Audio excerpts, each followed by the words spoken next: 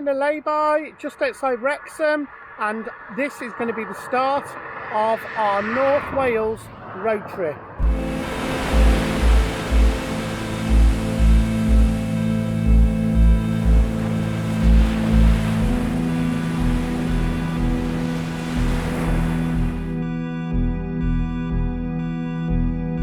Yes, it's true, we are undertaking a North Wales road trip, and we're starting at Connah's Quay and working our way right the way along to Bagillt over the next couple of days. It's Boxing Day now, 2022, so if you're watching this, it's probably at some point during 2023. I hope you enjoyed the journey, and I'm going to try and visit as many locations as I possibly can. And the sun's out. What more can you want?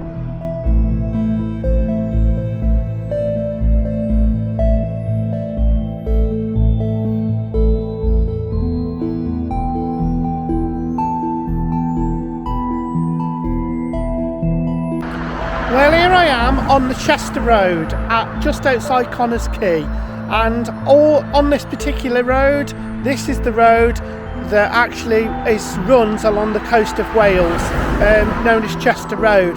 So all on this road we've got Prestatyn and Rhyl all coming off this road. So this is where our journey will start on this tour. So we will be heading up and try and stick to the coast as much as we possibly can. Okay, and so let's get going. Our first stop is going to be in Flint, which is the next kind of major town along this route, and we're going to see a castle that isn't really spoke about much really, but it's there. Flint does have its own castle. So this is officially our first stop, and we're at Flint Castle. Now if I turned you around and showed you, you can see in the shadow of the castle we've got the tower blocks there and that great wall, but actually this is a castle that kind of gets overshadowed by a lot of the other big Welsh castles, and you know, it's perched here on the edge of the coast, but it's actually got quite an interesting history to it. So there's our coastline, and over the other side there you can start to see but the sort of edge of Birkenhead look.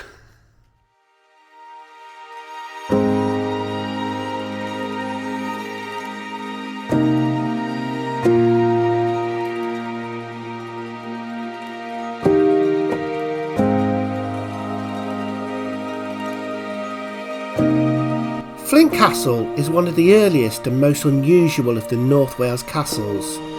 It is a magnet to all military fans because of its unique and sophisticated design. It was built between 1277 and 1284 and is dominated by its huge Great Tower. It also has a moat and a drawbridge. Flint Castle was built by Edward I, and it was built because of his campaign against Llewellyn the Last. But it's more famous for the fateful meeting between Richard II and the rival Henry Bolingbroke. If you would like to visit Flint Castle, then you'll be pleased to know that it's free of charge to get into. But it's open from 10 AM till 4 PM. It's well worth a quick visit.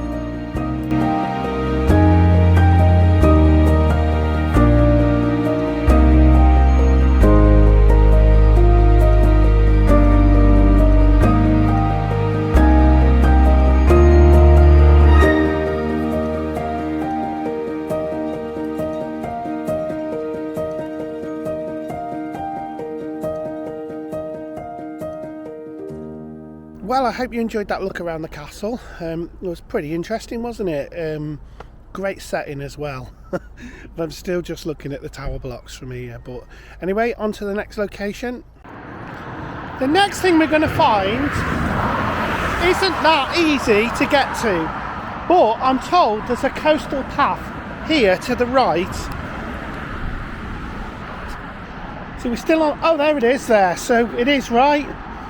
So we're going on the coastal path because apparently down here there is a little bit of a sort of statue down here, which is what we're going to look at. I mean, we're lucky we've got a nice day today, but this is the official sort of one of the official Wales coastal path walks, and this does take you back over towards the castle. We just got to cross the railway line first.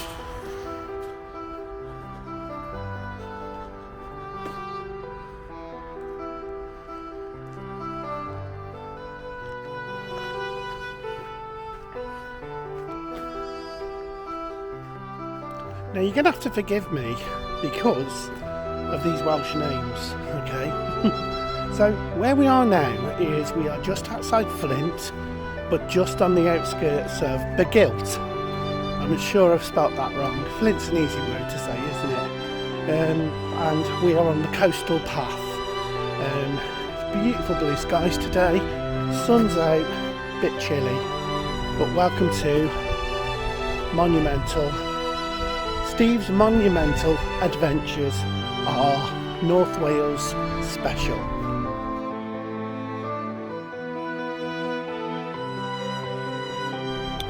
So you can just see the coastal line coming into view now, and we'll just have a little look at that now.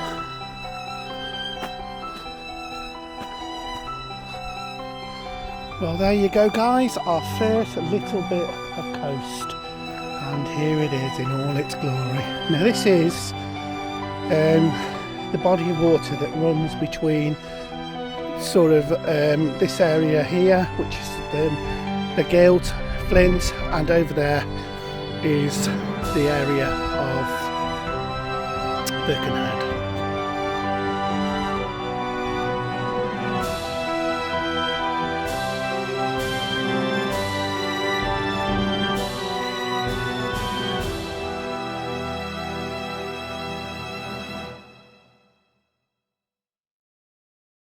So just up there, can you just see that figure just sticking out the top there? That's what we've come up to see.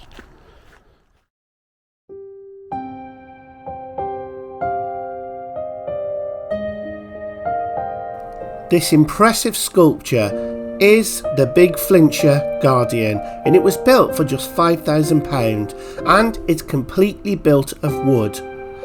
The sculpture was part of a further £43,000 investment to improve the Flint Point. The local artist Mike Owens created this sculpture, and its nickname is BFG, and it really reflects on the nearby Flint Castle.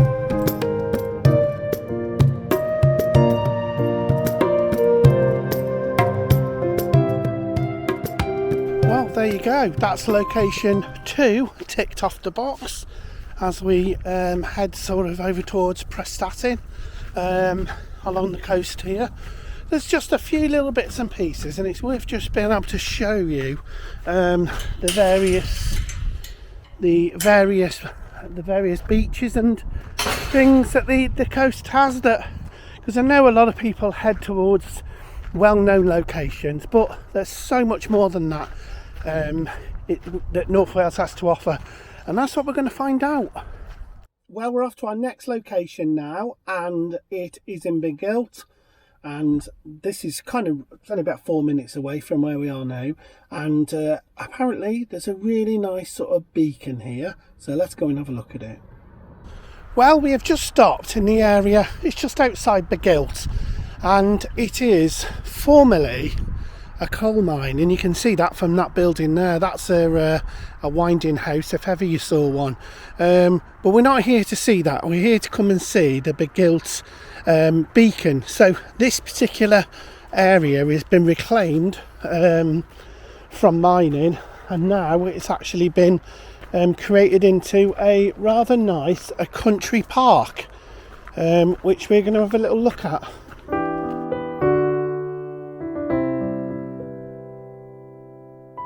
May I just say that I am not Welsh, and some of my pronunciations of these Welsh names might be totally wrong.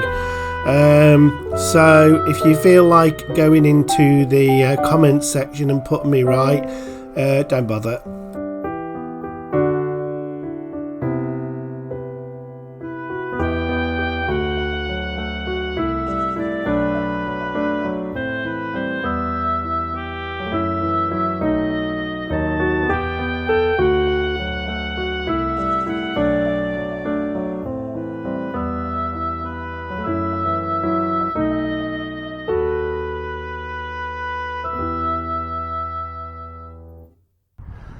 there would have been a time when this particular area here was absolutely covered in steamers and all sorts of ships bringing goods in and out.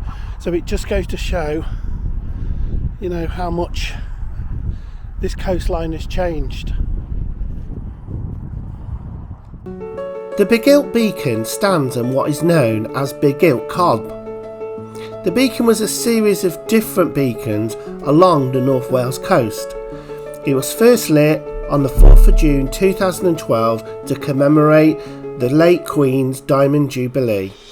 This is truly a remarkable location with views over towards Birkenhead and beyond.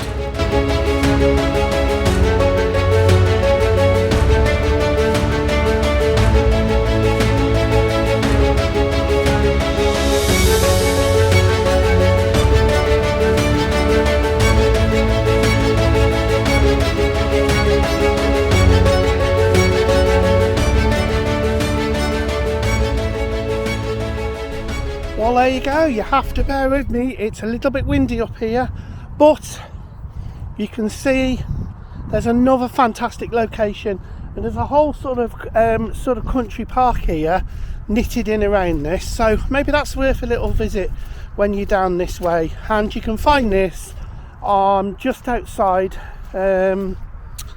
Bagilt, and yeah, come and take a look. Lovely country park to have a wander around. There's a car park as well, everything you need. You know how much I like little things, so I just seen a sign and it says to the tunnel, and I've come over this way, and you can see there's a load of boats and stuff like that, just basically. Then there's this massive sluice gate. Look at this thing pushing that gate open. There's a lot of water coming through there. This was the site of the D-Bank quay a long time ago, but you can look at it. Now I imagine most of these would be in the water once the tide's fully in, which at this stage it isn't.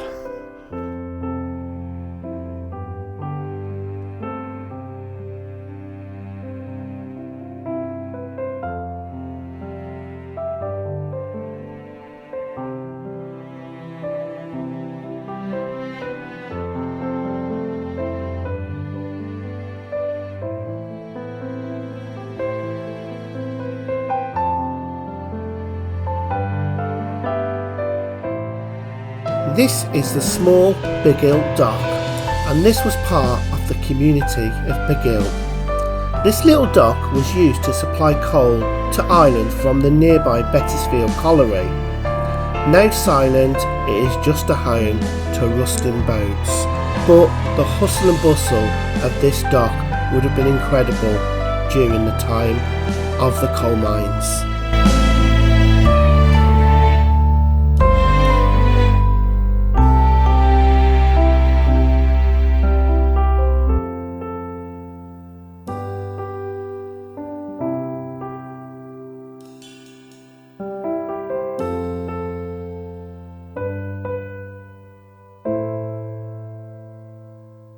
Well, I hope you enjoyed that. That was quite an interesting place. So next we're off to Basingwerk Abbey, which is slightly inland, but only 5 minutes away from here, where we are now, as we travel up the coast. Well, I literally arrived here probably half hour ago, but a slight issue with the van with a loose connector on the battery. Drove me mad. Got it sorted now though, so hopefully we can come and have a look at what I plan to bring you there for.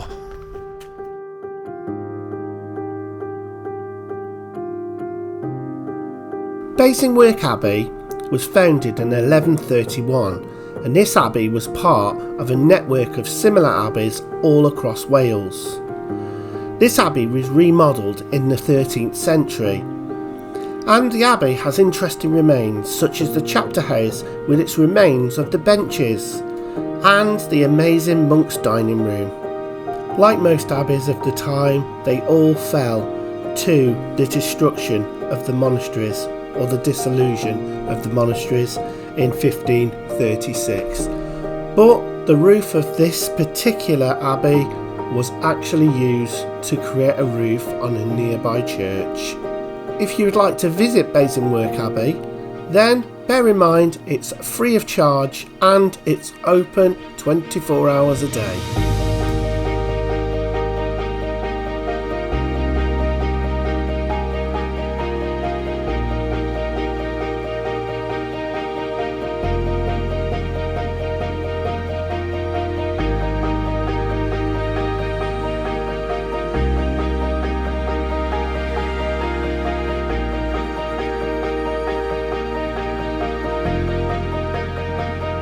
Well, these are all little locations that you can visit while you're coming over to North Wales, or if you're in the areas of Bagilt or any of the, that sort of area. It's worth just coming down and having a little look, really, because it's surprising what is here, hidden away. So we'll go on to our next location. We've lost a little bit of time, unfortunately, due to the little technical difficulty with the van, but hopefully we'll be back on the road and we can carry on up the coast shortly to our next location. Now we're heading to see a local landmark. I can see it from here. That is the talk of North Wales. You'll see what I mean shortly.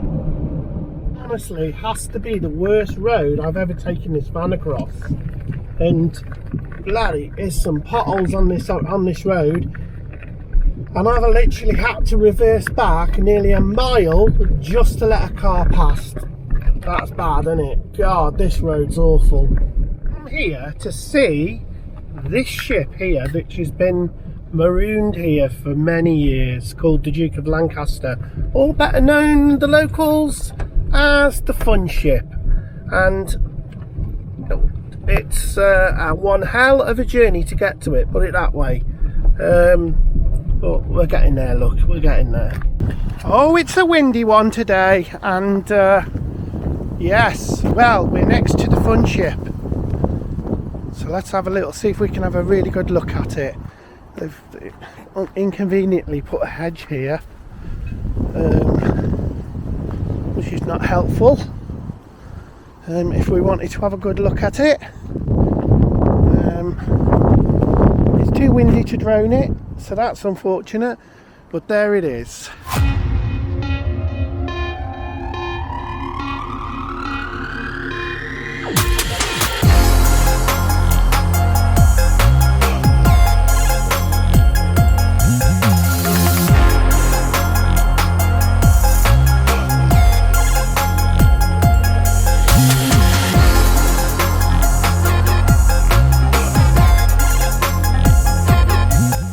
Welcome to the TSS Duke of Lancaster, which is a former railway steamer passenger ship. The steamer operated in Europe between 1956 and 1979 and is now beached at the Mostyn Dock. The Duke was built in Belfast in 1955 and spent most of its time on the Hailsham to Belfast route. The demise was the rise of the car ferries, and the Duke became extinct. The Duke came to Mostyn in 1979 to start life as a fun ship. The plan caused lots of opposition between residents and the local council, and the plan was very short-lived. It then went into an art gallery where the sides of the ship were painted by a graffiti artist. Eventually, the graffiti was turned back to black, and this ship now stands in dock, awaiting its fate.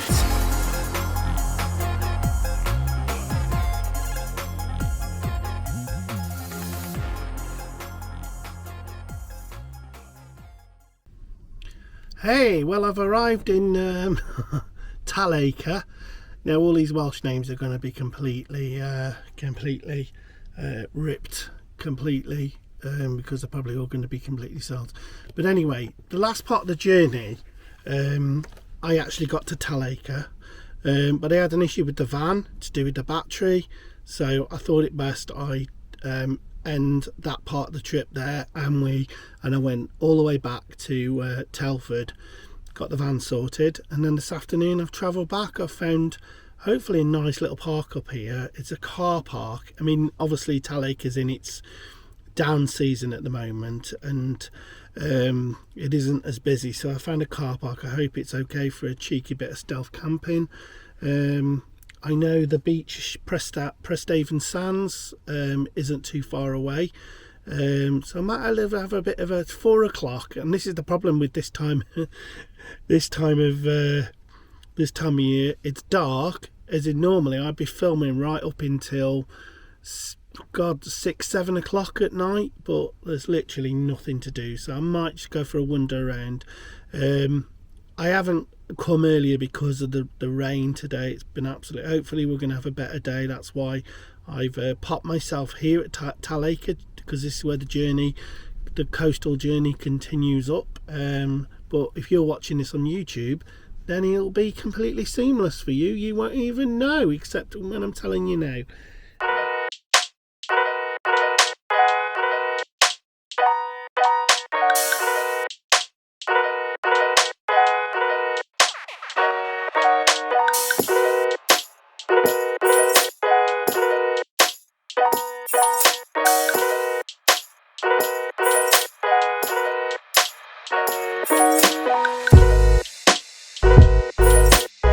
Thank you for watching Steve's Monumental Adventure, and join us next time for more amazing North Wales locations. And don't forget to like and subscribe and leave us a comment. What is your favourite part of North Wales?